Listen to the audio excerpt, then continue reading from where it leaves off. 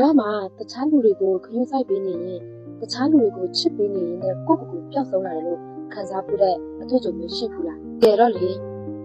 ကိုယ့်ကိုယ်ထဲတခြားလူတွေကိုပို့ပြီးတော့ခရုစိုက်ပေးချင်တာပို့ပြီးတော့ချစ်ပေးချင်တာပို့ပြီးတော့ဖြည့်ဆည်းပေးချင်တဲ့အရာကဘာရွေးနဲ့စိတ်ခံစားချက်တစ်ခုတည်းမဟုတ်ဘူးဒါပေမဲ့အရင်မှန်ကန်နေတဲ့အတွေ့အကြုံလည်းဟုတ်နေတယ်ဘာလို့လဲဆိုရင်လူတစ်ယောက်က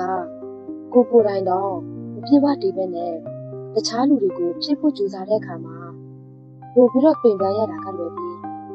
ဦးနှစ်ဖက်စလုံးမှာပြေဝတယ်ဆိုတဲ့စိတ်ခံစားချက်ကိုပေးနိုင်တာမဟုတ်တခြားလူတွေကိုမပေးခင်မှာကိုယ့်ကိုယ်တစ်ချက်တော့ပြန်လဲကြည့်ဖို့လိုလိမ့်မယ်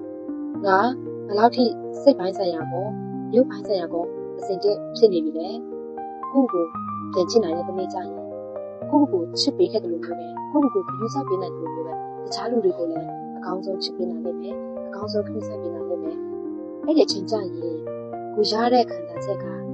ပျော်တယ်ကျဉ်တ်တယ်ဆိုတဲ့ခံစားချက်တဲ့ပြေဝတယ်ဆိုတဲ့စိတ်ခံစားချက်ကိုဦးတစ်ဖက်စလုံးမှာပြင်နိုင်တယ်